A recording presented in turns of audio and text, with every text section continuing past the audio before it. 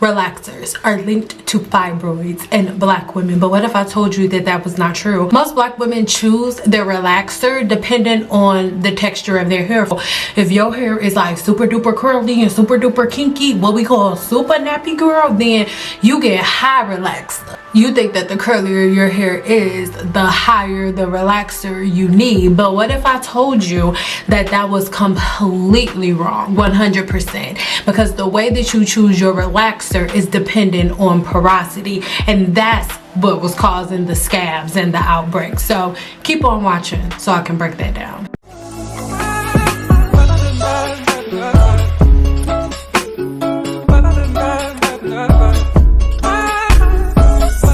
Before we get started, be sure to go ahead and subscribe here to my channel and then click on that bell notification so you're notified every time I post another video. Guess what? I have a free masterclass coming up very soon, so you're gonna get loads of information for free in this video, but my masterclass is gonna be this times 1,000. So get your tickets right now. They're free. Links below. This has went around forever. Relaxers are linked to fibroids in black women, and the reason that black women have fibroids is because they get relaxers. Well, guess what? In this video, I'm going to prove to you that that is the true, pure trickery that they've been putting on the black woman since forever. What is a relaxer?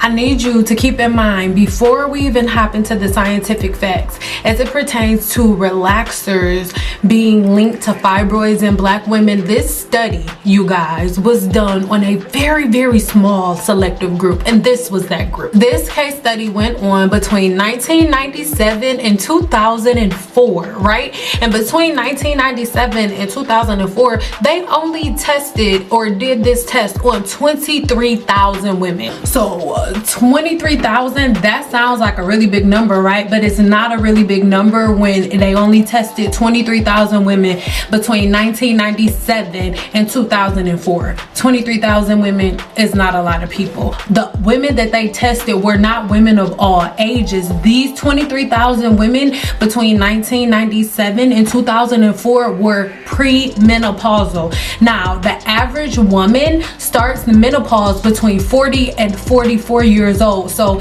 this whole test subject that everybody is going and basing their information off of is off of 23,000 women between 1997 and 2004, and these women were from 40 to 44 years old. Even though some people go through their premenopausal symptoms before that, the majority of these women were between 40 and 44. So keep that in mind as we're moving along. What are relaxers? Relaxers are a form of curl reformation or hair pattern reformation. The first one is called permanent waves, aka perms. Perms are something that people with naturally straight hair do to get a curl pattern. Have relaxers, which is what most black women do, or most people with naturally curly hair. And a relaxer is simply you taking the protein out of your hair so you can make your hair a looser curl pattern, right? So with the perm, you are putting in the protein to mimic a curl, and with the relaxer, you are removing those curls completely, right, and neutralizing. And then next up, we have another one, which is Japanese straightening. Now that compound, right, but it's more so on the relaxer side. It's mainly linked up and closer related to the relaxer, even though it is the same exact product, okay? It is that same exact chemical compound as you can see here. Why is this important? Whenever we're doing a relaxer or any type of chemical, what we are doing is restructuring our hair, right? So next, let's go over to this diagram really quick that I made for you guys so I can explain it. And I really hope that this little chicken scratch breaks it down for you so you can visually see what is happening to your hair, and so you can visually see the difference. Because you guys, the curl tapping chart is literally ruining everyone's hair, because most of us go based on the curl tapping chart instead of going on this chart. And right here, this is the chart that professional cosmetologists, regardless of race, doctors, everything, this is what we learn scientifically on the hair shaft. Forget 4B, 4C. Let's get into this. ignore the chicken scratch and misspell words because you wasn't supposed to see this. Okay, now we have 3 bonds holding our hair together. That is the hydrogen bond, the salt bond, and the disulfide bond, right? So I know you guys love to talk about 4B, 4C, all of that. That is a game somebody made up. As a professional cosmetologist or just in the medical field in general, hair is only broken down in 3 categories, and that is straight, wavy, and curly. All right, and when we're talking about disulfide bonds, what disulfide bond means is sulfur to sulfur linkages. So 2 sulfur bonds is what disulfide bond means, 2 sulfur bonds, right? So on this diagram, the little red dots are going to represent the sulfur to sulfur linkages, aka disulfide bonds. All right, so you'll notice here on my little chicken scratch diagram, like I said, ignore the misspelled words, nobody was supposed to see this. You will notice that on the piece of straight hair in this picture, you don't see any red dots. Why is that? Hair that is bone straight has little to no disulfide bonds, no sulfur, no protein within the hair, right? But then as you look and you go along, as the hair gets a little wavier, there are more sulfur to sulfur protein linkages, and where the hair bends, that is where those disulfide bonds are. So you will notice as we go along, as the hair gets curlier, you notice there are way more red dots. So you'll notice by the time we get all the way up to the shrivel right here, look, that's the line, but by the time we get all the way to the shrivel, it's full of red dots, and you can barely see the curls because everywhere the hair coils, there are sulfur to sulfur protein linkages. That is the difference between curly hair and straight hair. So when somebody is going and getting a perm, right, what they're doing is breaking down the bonds, opening the cuticle, right, if you're getting a perm, and then what they do, they wrap the hair around their desired curl pattern. That's what perm rods are for. So they'll select what size curl they want, and then they put that neutralizer on, so now they have a new curl, right? So now they actually do have artificial protein within the hair shaft. But look at this is somebody who has naturally curly hair. All of that protein is in there, all of those sulfur to sulfur linkages. You want to get from curly all the way to straight. So what you would have to do is take out some of that protein, and that's when you use a relaxer. And then the pH shampoo that's included in the box of relaxer, that's what you use to neutralize, to bring everything back once it's straight, once the hair is straight. But this is how it's broken down. 4A, 4B, 4C, that stuff don't matter. Your hair is made up of hydrogen, a hydrogen bond, a salt bond, and a disulfide bond. And the more sulfur to sulfur linkages you have within the hair shaft, the curlier the hair is. And if you want to remove those curls, you have to put something on the hair that is going to open the cuticle, remove all of this protein, all of this sulfur, all of these sulfur to sulfur linkages. So now you have straight hair. And again, if you want to go from straight to curly, you open the cuticle up to reform the curl. But then with the Japanese straightening system, what they're doing is they're taking the protein out and neutralizing. So Japanese straightening system is basically the same exact thing as a relaxer.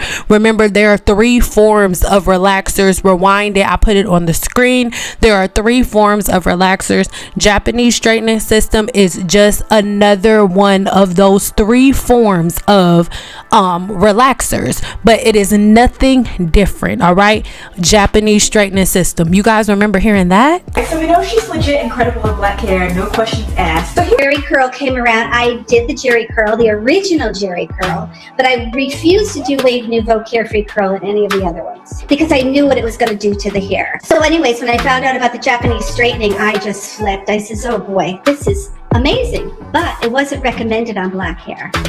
So my clients were like, big deal. You learned this new technique, but it's not for our hair.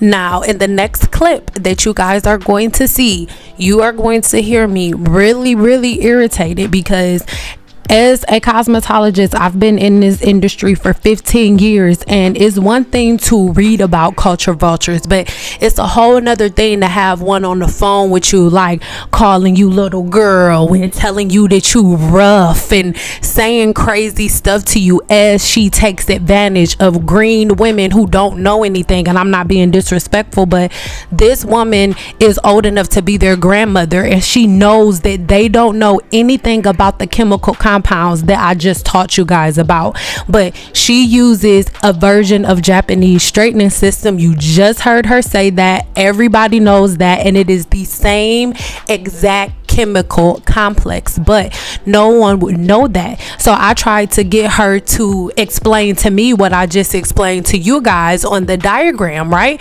Like, what is the difference between straight hair, naturally straight hair, and curly hair? What is the difference? What are the sulfur to sulfur linkages that make curly hair curly and straight hair straight? And this woman could not answer that question for me, and it made me furious, like furious, guys. I'm just real. I'm just being real. You specialize in black hair. Can you please explain to me the inner compounds and the inner structures of black hair? Can you please explain to me between the difference of the sulfur to sulfur protein linkages between my hair and your hair? Can you explain that to me really quick? Let's go back to no, why can't you answer that question? If you specialize, answer the question.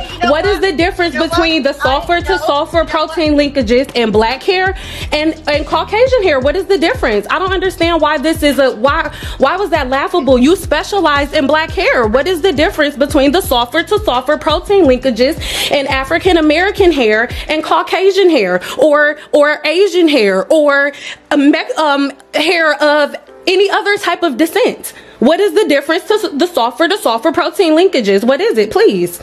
You've been specializing in black hair since the 1970s. That should be something off the back of the dome. Yeah. Well, you know what? How about this? I can't answer you. I know you can't, because you do not specialize in black hair. You have not been able to answer any of my questions. If this is what my people, this is what your people want. You're creating the division, not me. So now that we went over that, I really hope that it makes sense, right? So we don't have 4A, 4B, 4C, all of these different letters and numbers. That shit is confusing. A person who says curly hair is weaker is a person who does not understand the human body, because clearly from that, there's nothing weak about a person with curly hair. You just have way more bonds in the hair shaft, so you have to do a little bit more. When you look at the study, it is very specific. Fibroids were caused in women who use relaxers improperly. Fibroids were caused in women who have scabs in their scalp and who get chemical burns on their scalp from relaxers. But I want you guys to know, it is a fact that you can get chemical burns with every different type of curl reformation chemical that we talked about today. Okay, with perms, you guys, when I was in cosmetology school, there were so many freaking girls that were burning people's scalps, and a scalp burn from ammonia thioglycolate is just as bad as a chemical burn from a relaxer. They look exactly the same, and the only time it happens is when the scalp is not based properly. Oh, this is going to be hard for a lot of black women to want to hear, but baby, listen, come here. Don't get mad. Don't, come here. Most black women think that whenever it's time for them to get a relaxer, like the curlier your hair is and the thicker your hair looks, that determines how you get your relaxer. So you will look in the mirror, you say, oh girl, my hair is real thick, it's super nappy today, give me a high, girl, give me a high relaxer. That's wrong, you guys.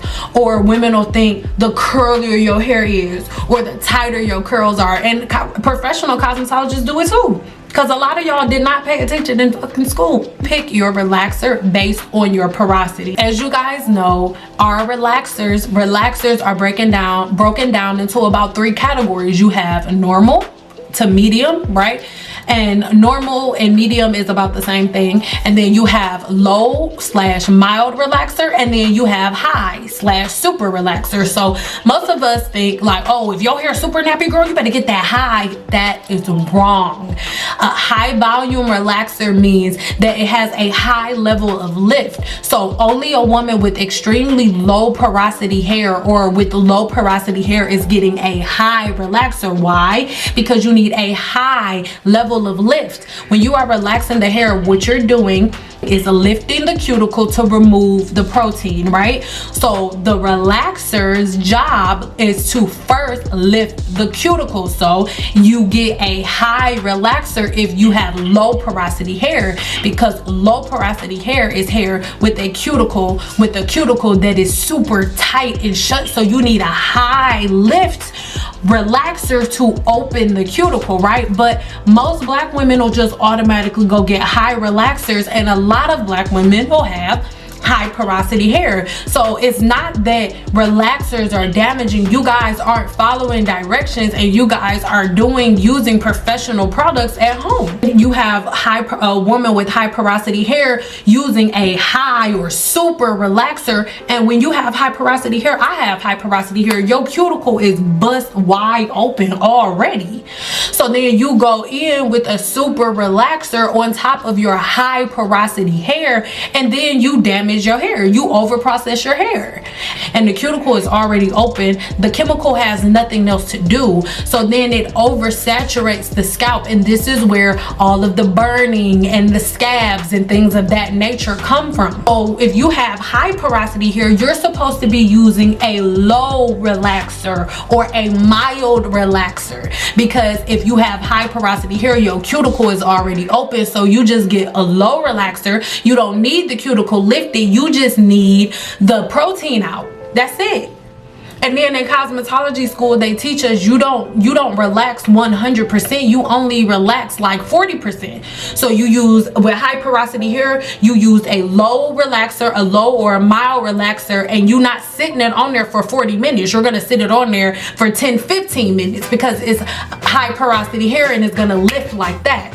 That is how you use relaxers, but we've been doing it wrong because most black women use relaxers from the store.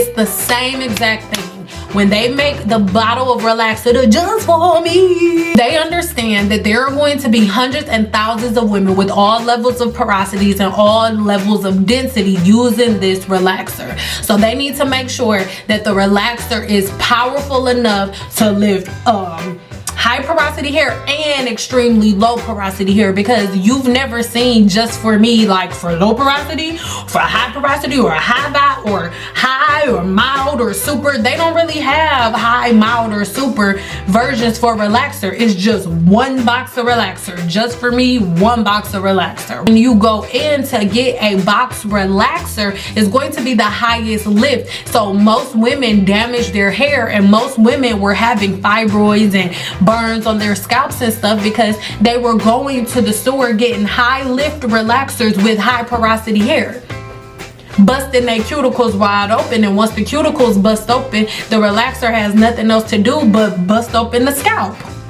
It's the science of hair, and it's so simple, you guys. But if you don't know the basics, then it's easy for people to talk around you in circles. If the person who's putting chemicals on your hair cannot tell you the difference chemically or internally or scientifically between straight hair and curly hair, then they should never be touching yours.